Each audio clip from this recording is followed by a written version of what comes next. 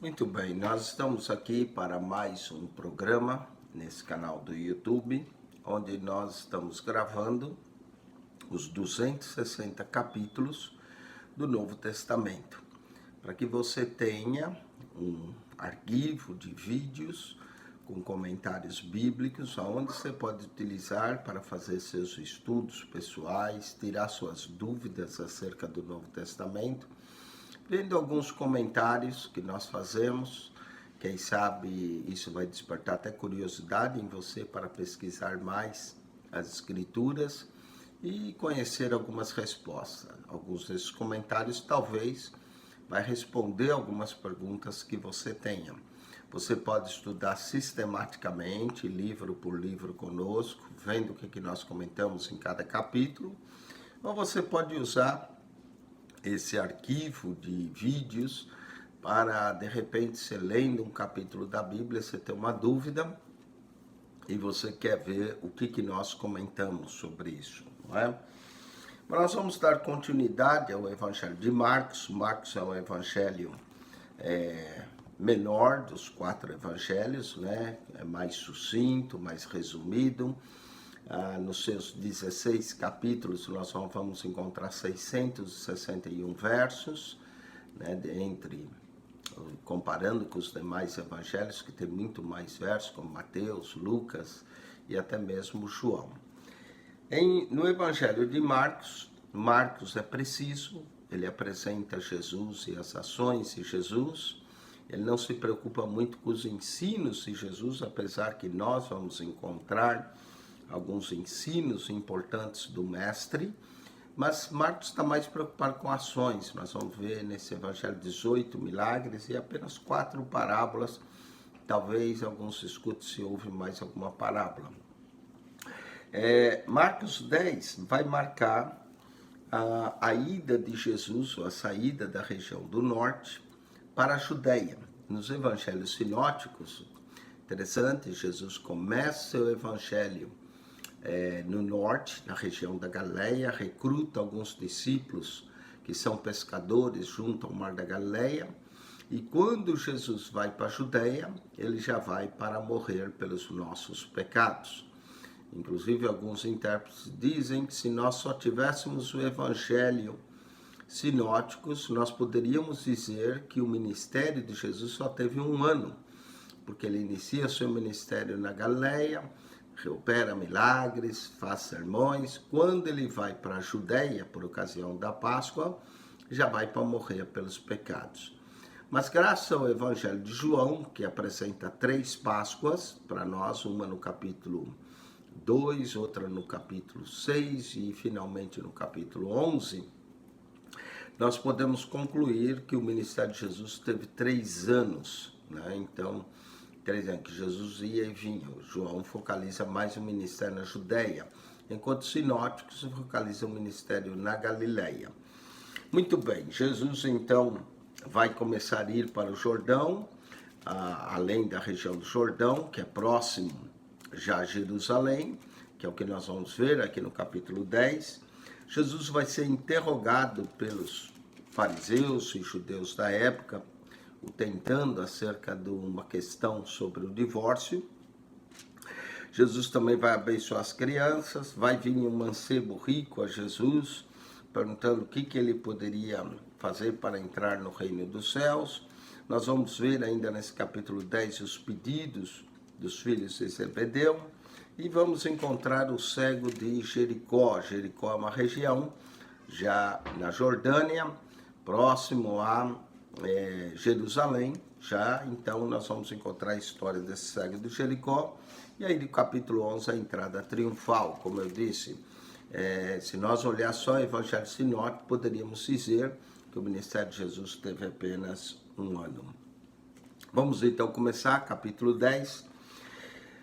E levantando-se dali aonde? Aonde Jesus estava, antes na região norte de Israel, foi para o território da Judéia. Está vendo? Jesus está indo para a Judéia, da além do Jordão, provavelmente a região da Pérea, próximo a Jericó, como nós vamos ver um cego sendo curado.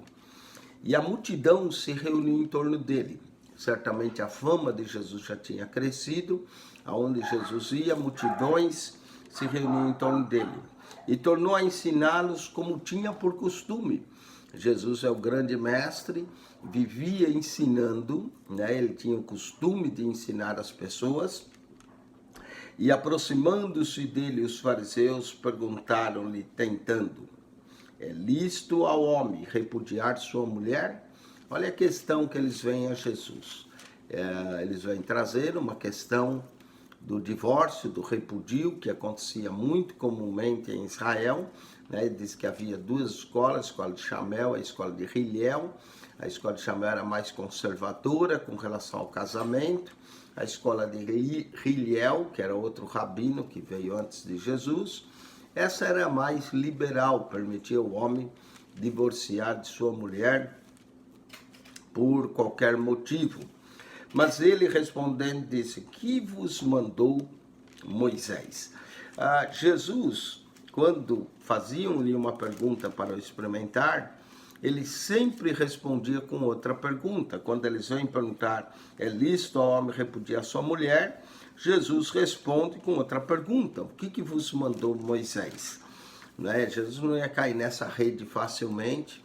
Jesus lança outra pergunta para depois comentar. Note que Jesus aqui não se preocupou nem com a escola de Hillel ou de Chamel, ele apenas quer saber o que Moisés havia mandado para eles.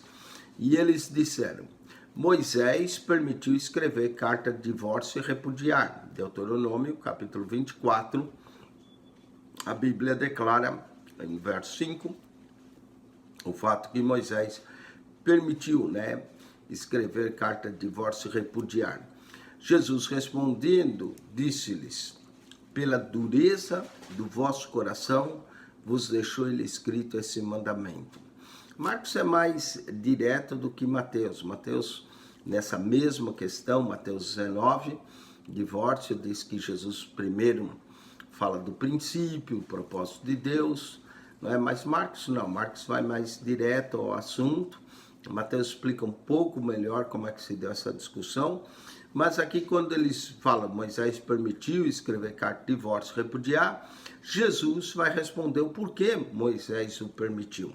Ele diz aqui: pela dureza do vosso coração vos deixou ele escrito esse mandamento, por causa da dureza do coração. Então já Jesus declara que a razão que Moisés permitiu da carta de divórcio era por causa da dureza do coração. E aqui ele vai explicar o princípio divino da criação. Porém, desde o princípio da criação, Deus os fez macho e fêmea, e por isso deixará o homem seu pai e sua mãe e unir-se à sua mulher. Claro que a ética de Jesus e o princípio de Jesus, ele apela para a criação, né? Então, há coisas que foi Moisés que permitiu, como dito, e há coisas que é a vontade perfeita de Deus. E essa é uma outra coisa que nós temos que entender entre a diferença entre a vontade perfeita de Deus e a vontade permissiva de Deus, há coisas que Deus permite. O divórcio, por exemplo, nesse caso, foi permitido de dureza de coração, né? O homem não foi feito para ter um coração duro, mas o homem foi feito para ter um coração cheio de amor, de compaixão, principalmente com o próximo, e a pessoa mais próxima seria a esposa. Por isso deixará o homem seu pai e sua mãe e unir-se à sua mulher. Como Jesus diz, e serão os dois uma só carne. Então, o que acontece na união do casamento é algo mais profundo, né, do que apenas um contrato matrimonial, um compromisso matrimonial, mas ocorre uma união de física, quando os dois se tornam uma só carne, no momento da intimidade, mas também acontece uma união de alma, uma união de pessoas, de vontades. Então é muito importante entender isso, os dois serão uma só carne, e assim já não serão dois, mas uma só carne. O propósito do casamento é promover uma união, assim como a mulher tinha saído do homem, né? Da mesma forma, todos os homens que vêm ao mundo saem de mulher. E quando ocorre a união através do casamento, eles voltam a ser um. E deve ser um. E é esse o propósito de Jesus mostrar isso. E que a união matrimonial não é uma união apenas entre um homem e uma mulher, como nós vamos ver Jesus mostrar, mas a união matrimonial é uma união entre um homem, uma mulher e Deus. Deus tem que estar no meio do matrimônio, Deus tem que estar abençoando o matrimônio.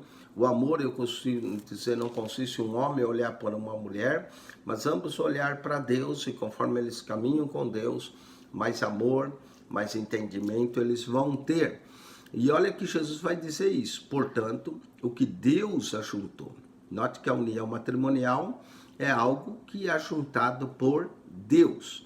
Portanto, o que Deus ajuntou, não o separe o homem. Então, nós notamos que quando ocorre o divórcio, infelizmente acontece muito em nossos dias, dizem que aqui nos Estados Unidos 50% dos casamentos acabam em divórcio no primeiro ano, né? Acontece muito. As pessoas hoje já não vivem mais com compromisso, com integridade um para com o outro, não é? Casam quase que como uma brincadeira, vamos ver se dá certo, se não der a gente separa, já casa pensando em separar, não é? E isso é comum, é um dos sinais dos últimos dias, como Jesus diz, que nos últimos dias seria como nos dias de Noé, casavam e davam-se em casamento. Então, aqui claramente ele vai dizer, portanto, que Deus ajuntou, não o separe o homem.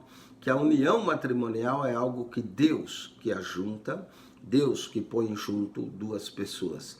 E em casa, tornar os discípulos a interrogar acerca disso. Note que até os discípulos de Jesus, quando chega em casa, e isso o Evangelho de Marcos escreve muito, quando em casa, diversas vezes nós vamos ver esse termo, os discípulos tornaram a interrogá-lo acerca disso mesmo, acerca do divórcio. Então, note que a pergunta dos fariseus leva até os próprios discípulos de Jesus a interrogar. E eles disse, Jesus vai dar uma coisa que ele fala só para os discípulos aqui, não falou para os fariseus, não é? E eles diz, qualquer que deixar sua mulher e casar com outra, adultera contra ela. E se a mulher deixar o seu marido e casar com outro, adultera. Então, no conceito do cristianismo, a pessoa que se divorcia do outro e casa novamente, comete adultério, né? Parece que o ponto de Jesus é bem forte com relação a isso, não é? Pessoa que se divorcia, vai casar, comete o adultério, porque já está pertencendo ao outro, sendo que o marido, a esposa ainda está vivo. A união que Cristo estabelece para o matrimônio é uma união, nos parece aqui, monogâmica, que a única coisa que os separa é a morte. No Evangelho de Mateus, no capítulo 19, no mesmo tema, Jesus inclui a expressão a não ser por causa do adultério, né? Então, Jesus parece que abre uma porta para o divórcio em caso de infidelidade conjugal. Mas aqui é direto, qualquer que deixar sua mulher e casar com outra, adultera contra ela, e se a mulher deixar o seu marido e casar com outro, adultera. É por isso que na época de Jesus, Jesus dizia uma geração má e adúltera. E nós também estamos vivendo no meio de uma geração adúltera, não é? Onde uma mulher tem vários parceiros, um homem vários parceiros, pessoas divorciadas e assim por diante. É interessante que logo após falar do divórcio, vamos trazer tanto no texto de Mateus quanto no texto de Marcos, nos diz a mesma coisa, que vão trazer as crianças para Jesus abençoar. As crianças, na verdade, são as que mais sofrem com relação ao divórcio, né? Porque os pais são adultos, vão começar uma nova vida, a criança é que fica dividida sem entender o porquê os pais se divorciaram. E muitas crianças crescem com traumas achando que elas são a causa do divórcio dos seus pais, não é? Interessante que, como eu disse, tanto no texto de Mateus quanto em Marcos, trazem as crianças para Jesus abençoar. Diz, e traziam-lhe crianças para que lhes tocassem. Mas os discípulos repreendiam os que lhes traziam.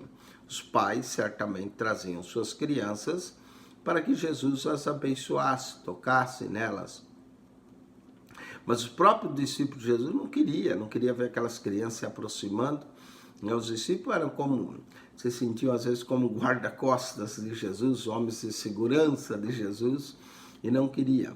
Mas Jesus, porém, vendo isso, indignou-se. Jesus indignou e disse-lhes: deixai vir os pequeninos a mim e não os impeçais, porque dos tais é o reino de Deus.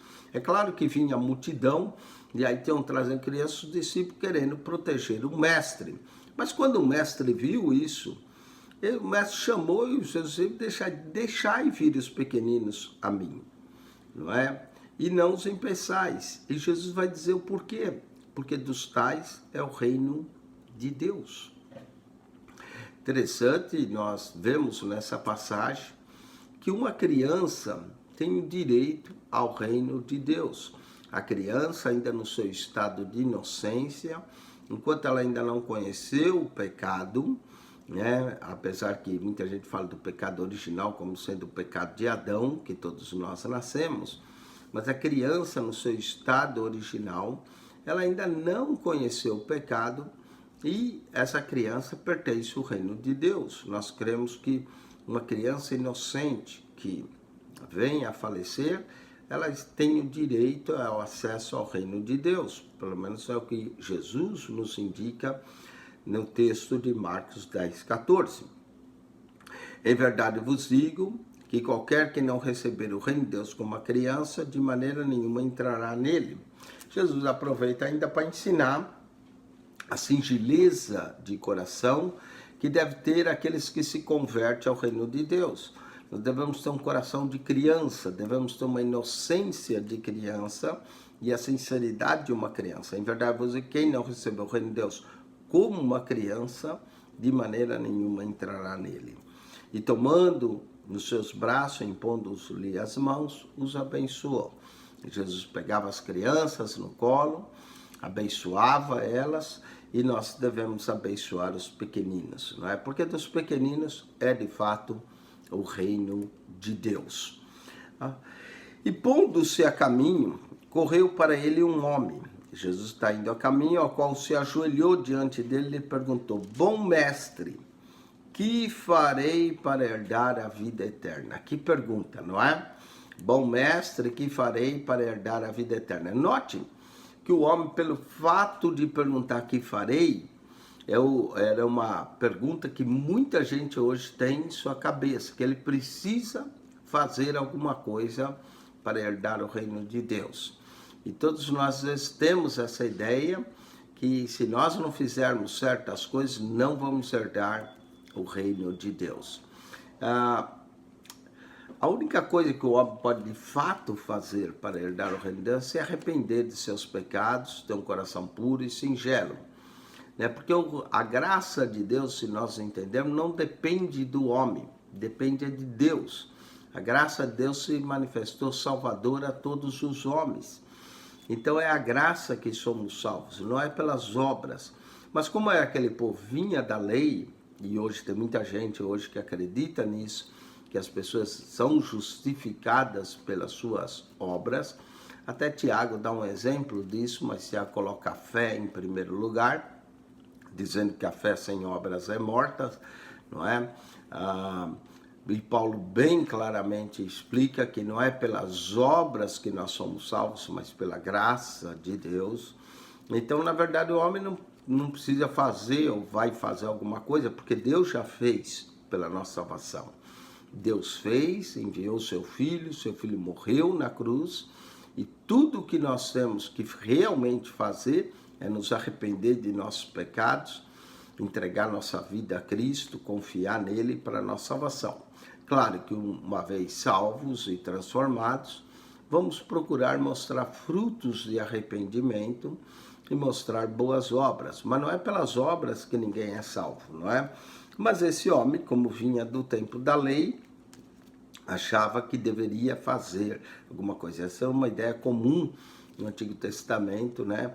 O justo viverá pela fé, mas também vivia também pelas obras, tinha que fazer alguma coisa. E ele faz a pergunta: bom mestre, que farei para herdar a vida eterna? Jesus vai questionar o fato de ele o chamar de bom. Jesus vai dizer, no verso 18, Jesus lhe disse: por que me chamas bom? Uma pergunta de Jesus ao homem. Ninguém é bom senão um que é Deus. E aqui surge um grande debate entre os intérpretes da Bíblia. Será que Jesus não é Deus? Será que Jesus não é bom? São duas perguntas que nos surgem dessa própria afirmação dos lábios do mestre, né? Mas outros intérpretes veem o seguinte: já que o homem o chamou de bom, e Jesus vai dizer que não há ninguém bom senão Deus, então eu vou parafrasear. O que Jesus está de fato falando aqui é o seguinte: por que me chamas bom? Você de fato crê, bom só um que é Deus, você de fato crê que eu sou Deus? Né? Talvez era isso que Jesus queria questionar o homem. Bom, se você de fato crê que eu sou Deus, está me chamando de bom, e bom é um só que é Deus, então você vai fazer o que eu vou te falar, não é? Então, primeiro Jesus questiona o fato de o homem o chamar de bom, e depois Jesus vai pedir algo difícil a esse homem, porque afinal de contas ele o chamou de bom e queria saber o que poderia fazer para herdar a vida eterna. Então, Jesus primeiro vai apoiar-se nos mandamentos. Os mandamentos de Deus havia sido dado não como sugestões, mas mandamentos. Mandamentos são mandamentos para se obedecer. Não é? Revela nos mandamentos a vontade de Deus para o homem. Então, os mandamentos também não são proibições, são mandamentos para nós observarmos e fazermos e entender a vontade de Deus nesses mandamentos. Se nós podemos resumir os mandamentos em dois: basicamente amar a Deus, que tem a ver com os 4 primeiros mandamentos, e amar o próximo, que tem a ver com os outros 6 mandamentos dos 10. Né? Então, basicamente, todos os mandamentos se resumem no amor. O amor a Deus e o amor ao próximo. Mas Jesus vai dizer os mandamentos para ele: ninguém é bom senão um que é Deus, tu sabes os seus mandamentos. E aqui, no texto de Mateus, diz que o homem pergunta quais, né? E Jesus vai responder.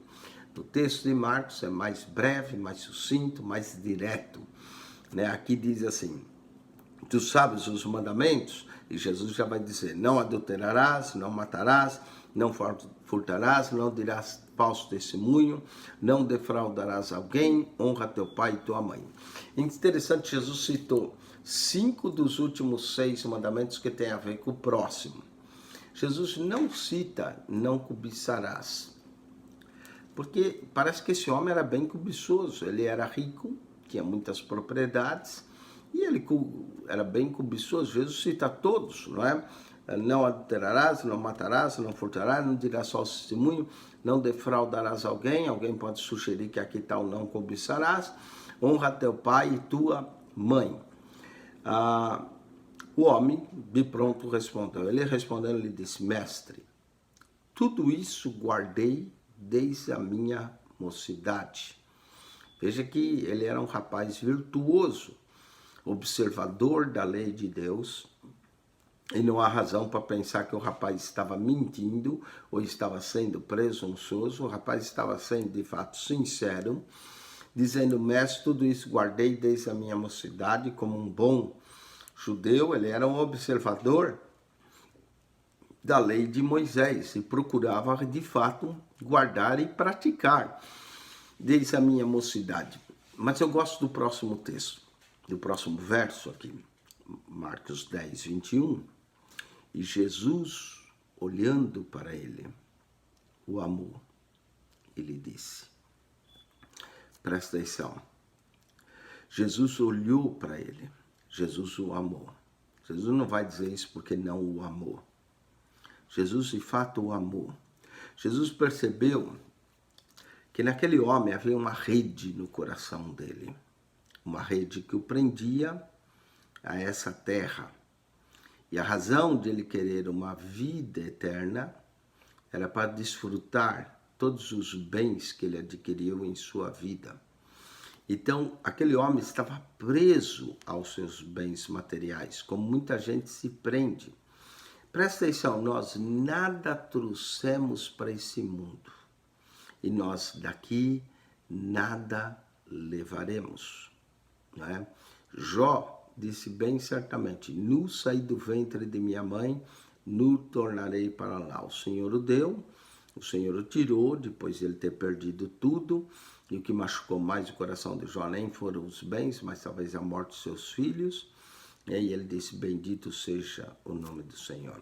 Nós nada trouxemos para esse mundo, mas às vezes a gente vai adquirindo coisas e vamos nos prendendo a essas coisas, como esse jovem. Né? Estou já falando um pouco por causa da resposta que Jesus vai dar a ele. E Jesus, olhando para ele, o amou.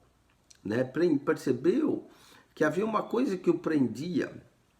E é o que Jesus vai te dizer, ó, falta-te uma coisa. Presta atenção, só faltava uma coisa para ele. E é interessante essa expressão de falta-te uma coisa, porque o homem era rico. A ideia de uma pessoa rica é que não falta nada, que tinha tudo, não é? Como muita gente pensa, eu tenho de tudo, eu tenho casas, carros, propriedades, muito dinheiro, pensa que tem de tudo. Falta-te uma coisa, disse Jesus, vai, vende tudo quanto tens e dá aos pobres. Presta atenção, Jesus não está falando isso porque o odiou, a Bíblia claramente diz que Jesus o amou, não é? Era algo difícil para esse homem fazer, e é algo difícil não só para ele, até para certas pessoas nesse mundo, né? Eu vou admitir também a mim e a muita gente, é difícil fazer isso. Você trabalha, junta, adquire, aí você quer guardar o que você possui, não é? E até às vezes quando nós temos uma casa, a gente fica pensando, será que eu vendo? Será que eu compro outra? O que eu faço, né? Se eu vender, o que eu faço com o dinheiro? Será que eu invisto? Então, veja bem o que Jesus está pedindo. Era um homem que possuía muita coisa, um homem que rico. E mesmo que ele fosse obedecer a Jesus, não ia ser algo imediato, né? Naqueles dias ele ainda teria que negociar para vender tudo, como nós teríamos que negociar hoje, não é? E depois distribuir toda a sua riqueza também levaria tempo. Então, essa é uma frase difícil, não só para esse homem, para todos nós fazer isso. Nós temos que reconhecer, e quanto mais você tem, mais difícil ainda fica de fazer o que Jesus vai pedir aqui, né, para esse homem. Falta-te uma coisa, vai, vende tudo quanto tens, dá aos pobres, e terás um tesouro no céu, e vem e segue-me.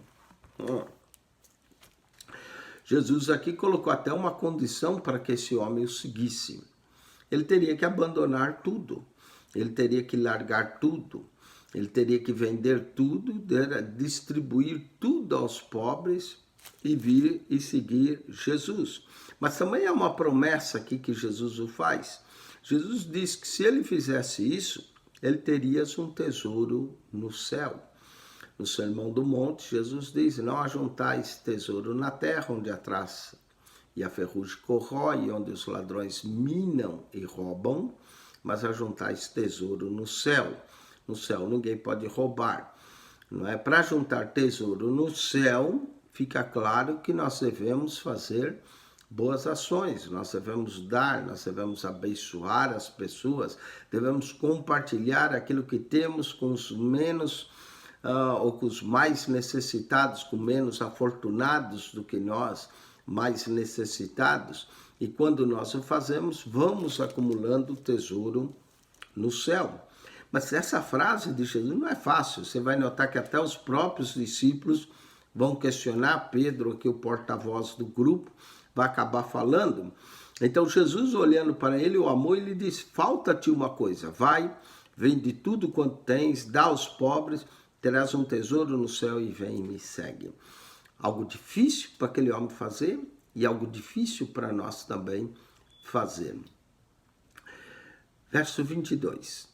Mas ele, contrariado com esta palavra. Nota que Jesus falou porque o amor, percebeu que aquilo era uma rede para o homem, era aquilo que impedia ele de ser perfeito no reino de Deus. Retirou-se triste porque possuía muitas propriedades. Eu acho interessante a descrição dos evangelistas, tanto a de Mateus quanto a de Marcos, dizer que o homem se retirou triste porque possuía muitas propriedades. É uma das poucas, aliás, talvez é uma das únicas pessoas que tem um encontro com Jesus nos evangelhos e que não sai alegre, feliz. A maioria saía alegre porque vinha doente, saía curado, vinha paralítico, saía andando, vinha cego, saía vendo, vinha surdo, saía ouvindo, mudo, saía falando. Mas esse homem veio, teve um encontro com Jesus e saiu triste. Até pecadores que vinham a Jesus saíam alegre porque ele dizia: filho, filha, os seus pecados são perdoados. Mas esse daqui saiu triste. E saiu triste porque possuía muito. O homem se entristeceu pelo fato de até possuir muito, pela palavra de Jesus, que foi algo difícil para ele fazer, tanto é que os próprios discípulos vão até questionar o mestre acerca disso. Saiu triste porque possuía muitas propriedades. Note que Jesus tinha amado o homem, Jesus queria o bem daquele homem. Então Jesus, olhando ao redor, disse aos discípulos: quão dificilmente entrarão no reino de Deus os que têm riquezas. Há certas coisas que nos impedem de entrar no reino de Deus. Orgulho é uma delas. Pecado é outra delas. E riqueza, né, é outra delas. Porque a pessoa que adquire riquezas e se torna rico, e não há pecado nenhum em ser rico, mas quando você coloca o seu coração nas riquezas em vez de colocar no reino de Deus, aí a riqueza pode ser pecaminosa e pode ser perniciosa na sua vida. Jesus vai dizer: quão dificilmente entrarão no reino de Deus os que têm riquezas. A gente tem que saber possuir as coisas sem deixar as coisas nos possuir. Não é? Tem uma vez, principalmente quando alguém consegue comprar um carro de luxo, um carro caro, né? Por exemplo, carros esportes, exóticos, ele tem um cuidado especial com esse carro. E aí passa, não ele possuir o carro, mas o carro possui ele. Uma vez eu vi, né, isso em São Paulo, um homem comprou um carro, parece que ele era um pai de família, e ele chegou no shopping, era uma Mercedes-Benz muito bonita, chegou no shopping, a família dele desceu, mas ele não desceu, ele ficou ali perto do carro dele, com uma flanelinha limpando, e ele não era o motorista da família, ele era pai de família, que ele beija a esposa, tudo, entrou a família, os filhos no shopping, e ele ficou ali cuidando do carro, não é? Então já não é mais ele possuindo o bem, mas o bem o possuindo, né? A pessoa fica presa ao bem material, ele é capaz de brigar e até matar qualquer um que se aproxime para fazer um risco no carro de grande valor, não é? Então Jesus diz: quão dificilmente entrarão no reino de Deus os que têm riquezas. O reino de Deus não é fácil entrar, a porta é estreita, largo é espaçoso, o caminho conduz à perdição. Então, para entrar no reino de Deus, tem que deixar o orgulho, para entrar no reino de Deus, tem que deixar o pecado, para entrar no reino de Deus, tem que deixar as riquezas, ou seja, para se entrar no reino de Deus, você tem que deixar tudo desta vida e ter um coração singelo, puro, perdoador, não é? Cheio de amor, ser perdoado, não estar preso à riqueza. Não é que você não pode ter riqueza, você não pode se deixar possuir-se pelas riquezas, não é? E quão dificilmente entrarão no reino de Deus. Veja que os discípulos vão se admirar dessa expressão de Jesus, e os discípulos se admiraram das suas palavras, mas Jesus, tornando a falar, disse-lhes ainda mais: filhos, quão difícil é para os que confiam nas riquezas entrar no reino de Deus. De novo, aqui Jesus esclarece mais: confiam nas riquezas. A nossa confiança nunca pode estar no dinheiro, na incerteza do dinheiro. O dinheiro hoje você tem, amanhã você pode não ter. Basta fazer um negócio errado, algumas decisões erradas, que às vezes acontecem, as pessoas perdem, né, suas fortunas. A fortuna, assim como ela adquiriu, ela pode também se ir embora. Então você nunca deve confiar na riqueza, mas sempre em Deus. A nossa confiança tem que estar no Senhor, não na incerteza das riquezas, né? Quão difícil é para que confiam nas riquezas entrar no reino de Deus. E verso 25, Jesus vai dizer: é mais fácil um camelo passar pelo fundo de uma agulha do que entrar um rico no reino de Deus. E aqui, muita gente que não entende, principalmente no nosso século, que pensei em agulha como de costurar, e até a linha é difícil de a gente colocar na agulha, quanto mais um camelo passar pela agulha, né? Nem que fosse um mosquito, não passa pelo fundo de uma agulha, dessa agulha de costurar. Mas o que Jesus usa aqui, o camelo era o maior animal que havia. Fundo de agulha, não é essa agulha de costurar, nossa. O fundo de uma agulha era uma porta pequena que havia em Jerusalém, né? Principalmente nas cidades muradas, não era também toda a cidade que era murada, mas nas cidades muradas que tinham grandes portas, né, para que durante o dia as portas se abriam da cidade, então entravam as pessoas, os negócios eram feitos à porta da cidade, as coisas eram tratadas ali, então abria-se as portas, e entravam, os comércios também muitas vezes eram feitos perto da porta da cidade. Então abria-se as portas da cidade, as pessoas entravam e saíam. Mas durante a noite as portas se fechavam. Mas se viesse algum comerciante, né, o comerciante normalmente viajava, carregava os seus camelos, trazia os seus camelos cheios de mercadorias e de repente durante a viagem ele se atrasava, ele não calculava muito bem, poderia chegar já depois do pôr do sol, e eles não abriam a porta da cidade porque não sabia se havia um exército escondido lá atrás que pudesse invadir a cidade, podia ser uma emboscada. Mas eles precisavam deixar o homem entrar, então não ia abrir os portões centrais da cidade. Então eles criaram uma porta menor, né, junto ao muro, ou às vezes no próprio portão, que era chamada essa porta menor um fundo de agulha. E o que Jesus está falando é uma ilustração muito bonita. É que por um camelo passar, quando o comerciante chegava, o comerciante passava, né? Baixar um pouco, passava por essa porta. Mas o camelo, que era o maior dos animais, era difícil passar por essa porta. Na verdade, para o camelo passar, ele tinha que tirar toda a sua bagagem, né? E o camelo é um animal que tem a capacidade de ajoelhar, ajoelhava, empurrava ele para dentro, ele passava, né? Veja que Jesus não disse que era impossível o camelo passar, é mais fácil. Ele diz, um camelo passar pelo fundo de uma agulha, apesar que o camelo existia uma certa dificuldade em passar, tinha que tirar a confiança da riqueza, ou da carga, né? O que Jesus está fazendo é um paralelo com o rico. O rico, se quiser entrar no reino de Deus, Jesus não disse que é impossível entrar.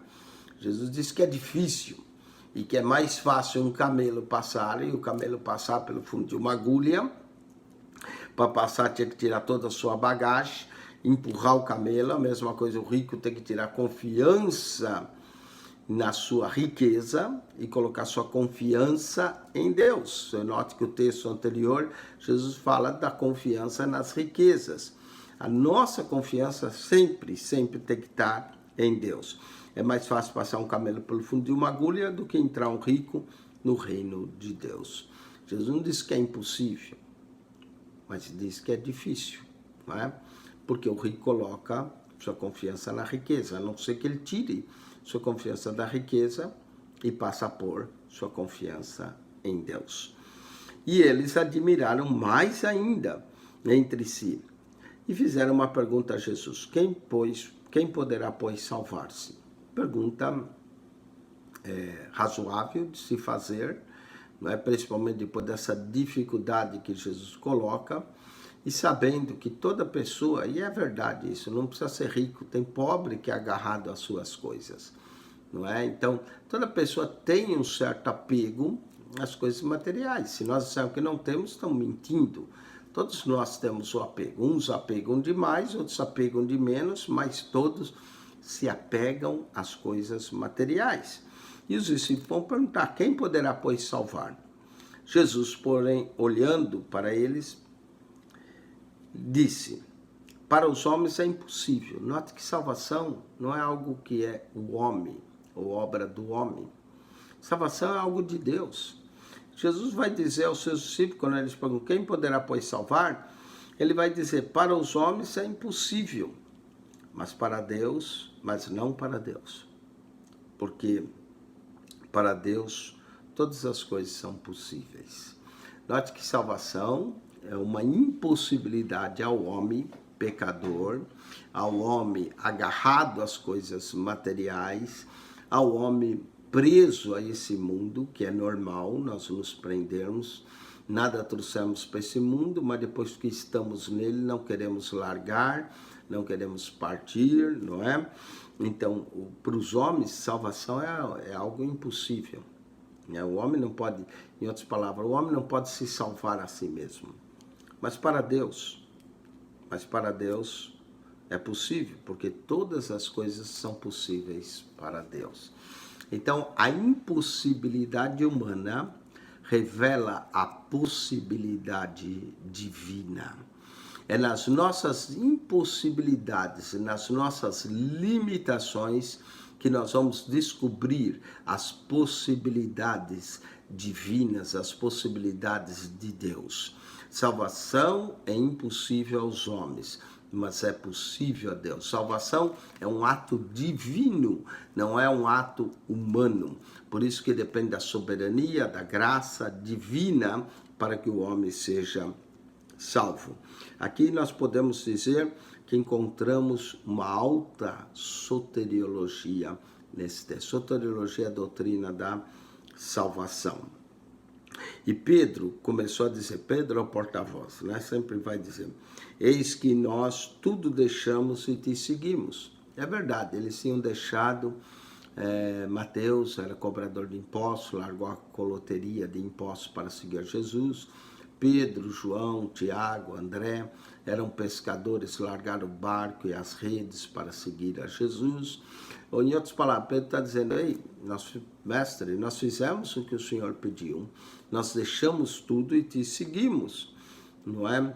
E Pedro vai querer saber qual é a sua recompensa, não é? Ele e dos demais, eis que nós deixamos tudo e te seguimos. E aqueles 12 tiveram um privilégio muito grande de seguir e andar com Jesus, mas não foi só um privilégio, houve um custo. Eles deixaram de fato muitas coisas para seguir a Jesus. E Jesus respondeu e disse, em verdade vos digo que ninguém que tenha deixado casa, ou irmãos, ou irmãs, ou pai, ou mãe, ou mulher, ou filhos, ou campos, por amor de mim e do Evangelho. Interessante deixado mulher. Não é? Dá a impressão que um homem que deixa a mulher se divorciou dela. Mas eles deixaram tudo, de fato. Né? Em verdade, vou dizer que ninguém é que deixa casa, ou irmãos, ou irmãs, ou pai, ou mãe, ou mulher. E alguns deles eram casados, mas deixaram sua família para trás para seguir a Jesus. Não é? Então, deixar a família para seguir a Jesus é um princípio maravilhoso. Não é? Eu não estou aqui dando razão para ninguém deixar família, mas deixaram esses homens, deixaram mesmo.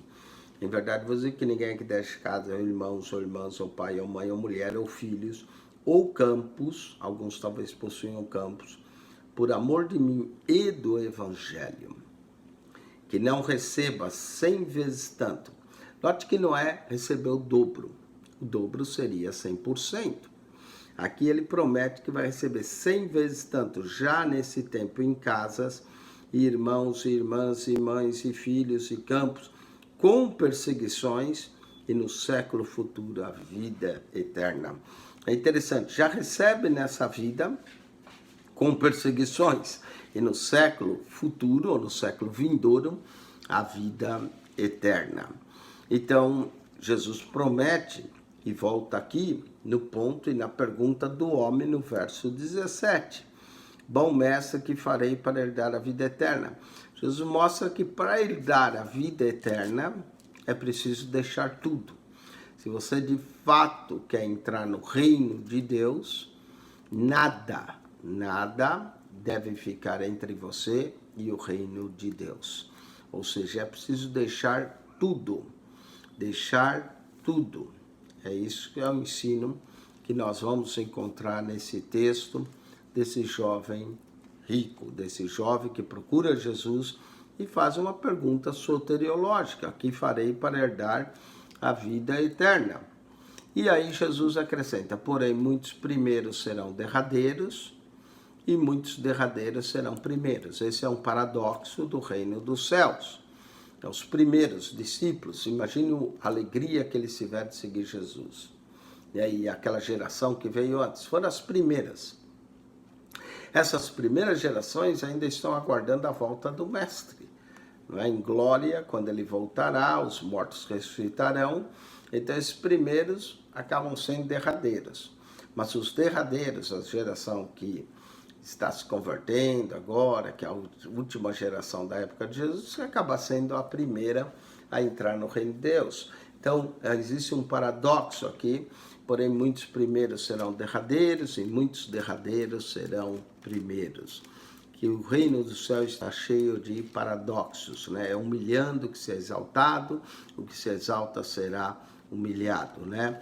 O maior entre vós que seja o menor, e o menor entre vós será o maior.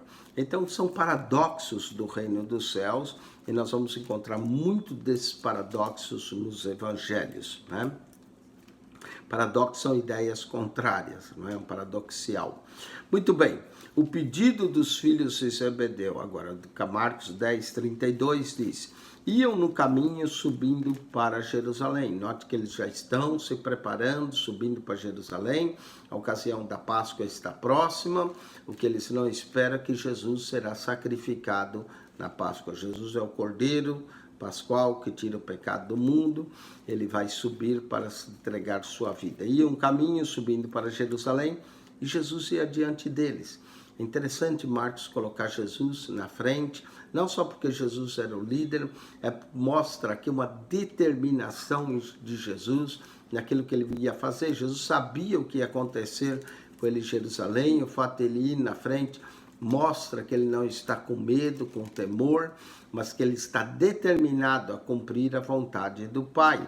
Então ele ia diante deles não só por ser o líder, por ser o mestre, também era essa a razão, mas ele ia diante deles com uma determinação para a obra do Calvário. Ia diante deles e eles maravilharam e até seguiam atemorizados. Eles sabiam do risco que havia de chegar em Jerusalém devido à perseguição.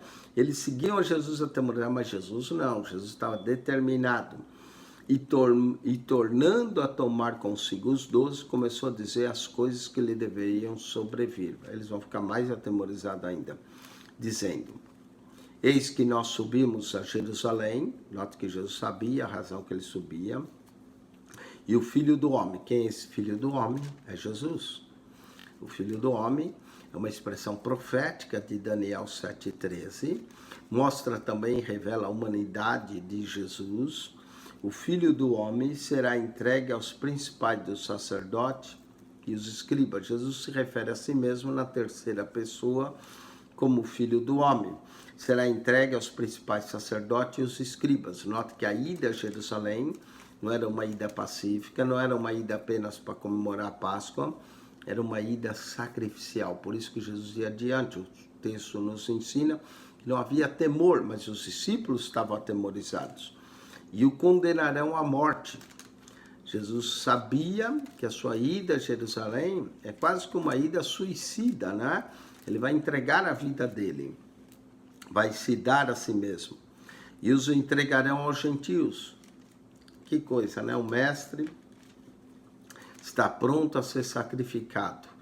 Ele é o mestre sofredor. Nós vamos entrar no capítulo 10, justamente no tema de Marcos, né, verso 45, falando do Filho do Homem de novo, porque o Filho do Homem não veio para ser servido, servir e dar a sua vida, a vida sacrificial, uma entrega total de Jesus pelos nossos pecados, né? Tem a ver com o tema soteriológico, como é que o homem se salva, não é pelas suas obras, é pela obra do próprio Cristo. Condenarão à morte e o entregarão aos gentios, e o escarnecerão, e o açoitarão, e cuspirão nele, e o matarão, mas ao terceiro dia ressuscitará. Jesus dá uma descrição, antes de entrar em Jerusalém, exatamente aos seus discípulos, tudo o que ia acontecer.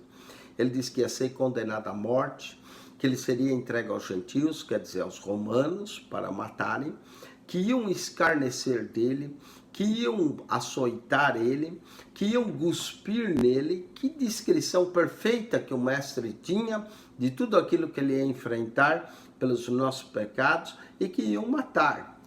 Mas a esperança é que ao terceiro dia ele ressuscitaria, não é? Então Jesus já tinha descrito para os seus discípulos em detalhes tudo o que iria acontecer com ele.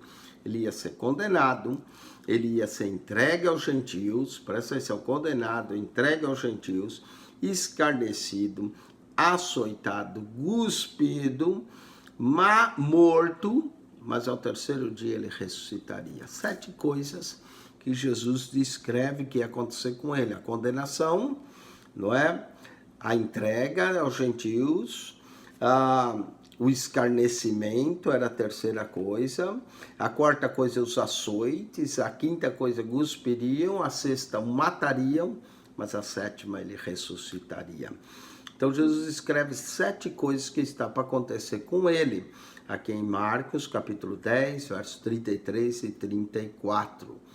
Não é? E aproximaram-se dele Tiago e João, depois de Jesus escrever esse tremendo sofrimento, filhos de Zebedeu, dizendo: Mestre, queremos que nos faça o que pedimos.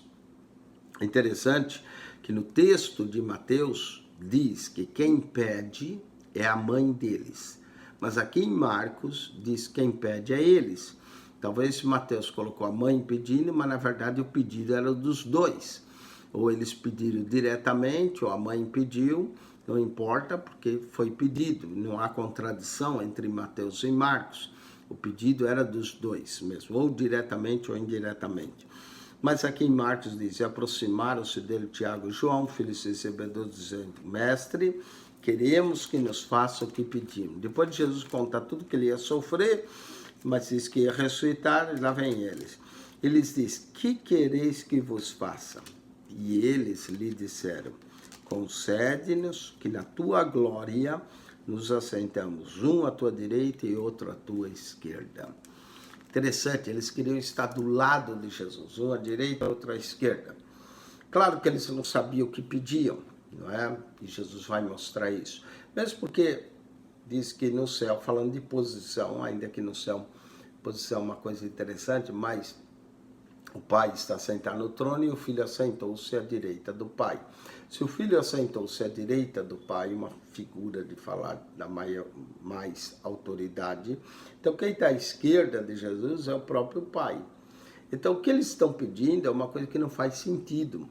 Permite-nos que na tua glória nos assentamos um à direita e outro à esquerda. O que eles queriam é uma posição de proeminência entre os outros 10. Jesus tinha 12 discípulos, se ele dá um lugar à direita para um, à esquerda para outro, os outros 10 iam ficar onde, né? Podiam ficar à direita ou à esquerda dos demais. Mas Jesus lhes disse: não sabeis o que pedis. Está vendo? Eles nem sabiam o que eles estavam pedindo direito. E Jesus vai fazer uma pergunta: podeis vós beber o cálice que eu bebo e ser batizado com o batismo que eu sou batizado?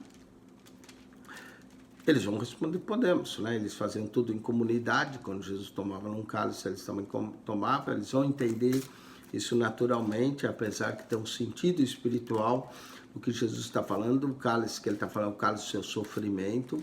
O batismo que ele estava dizendo não é o batismo com o Espírito Santo, que eles mais tarde vão receber, mas aqui é o batismo na morte, onde Jesus ia ser batizado, coberto pelo seu próprio sangue, não é? Então não devemos entender esse batismo como batismo nas águas, ou batismo com o Espírito Santo, mas esse batismo é o batismo na morte, o sacrifício de Cristo. Podeis vós beber o cálice era o cálice do sofrimento, eles talvez pensaram o cálice da ceia, alguma coisa assim, né? Que eu bebo e ser batizado com o batismo com que eu sou batizado. Eles disseram: podemos. Jesus, porém, disse: em verdade, vós bebereis o cálice que eu beber. De fato, eles iam também sofrer, né? E sereis batizados com o batismo com que eu sou batizado. Então, aqui dá a impressão, a hora que é o batismo com o Espírito Santo, mas a grande verdade, devido ao contexto da crucificação, é o batismo em sangue, o batismo de morte que Cristo ia passar. Mas o assentar à minha direita ou à minha esquerda não me pertence a mim concedê-lo, mas isso é para aqueles a quem está reservado. Ou seja, a posição no céu de assentar na glória à direita e à esquerda, Jesus mesmo declarou, pelo menos ele ainda como homem, que não pertencia a ele o fazer, mas ao Pai. Há certas coisas que é reservada a Deus Pai, não é? Veja que Deus é um só, Pai, Filho e Espírito Santo. Em natureza, o Pai, o Filho e o Espírito Santo são a mesma pessoa, né? Aliás, não devemos confundir as pessoas, são da mesma essência. Deus é Pai, Deus é Filho, Deus é Espírito Santo. Os três são divinos. Entender a Trindade é um pouco difícil, eles possuem a mesma essência. São três pessoas na mesma essência, mas eles diferem em funções, não é? A função do Pai é uma, a função do Filho é outra, a função do Espírito é outra, apesar de ser um só Deus. Também não são três deuses. Entender esse conceito de Trindade é um mistério, na verdade. Então, aqui está mostrando claramente que a função do Pai é o Pai que decide os assentos, os lugares, né? As posições no céu, é uma decisão divina que pertence ao Pai. Como Jesus diz, mas o assentar à minha direita, à esquerda não me pertence a mim concedê-lo, mas isso é para aqueles a quem está reservado.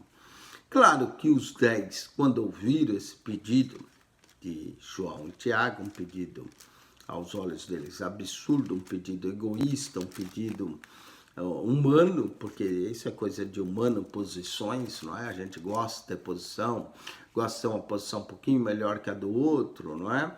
Totalmente humano. E os 10, ouvindo isso, começaram a indignar-se contra Tiago e João. Note que entre o grupo de Jesus não era sempre harmonia, sempre amor, nada disso. Às vezes um se indignava contra o outro, né? E eles, aqui os 10 vão se indignar contra os dois.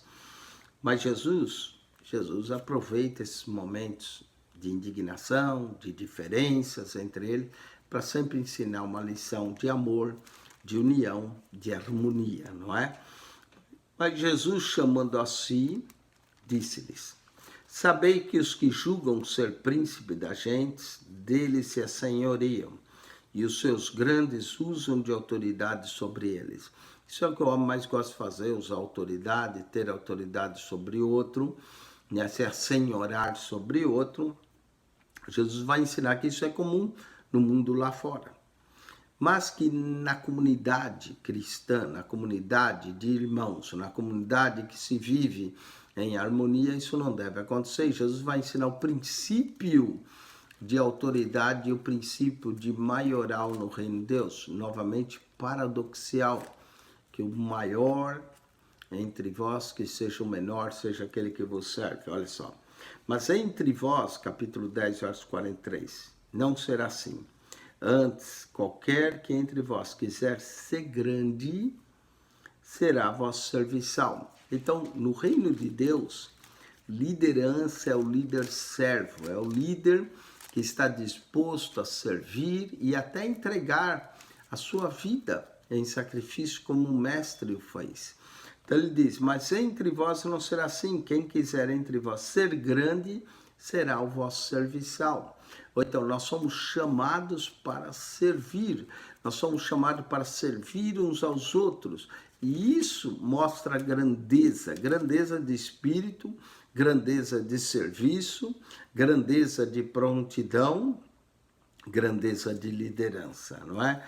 E qualquer dentre vós que quiser ser o primeiro, será servo de todos. Então, primazia no reino de Deus consiste em servir. Eu costumo dizer, a frase não é minha, mas a frase que eu repito várias vezes é que quem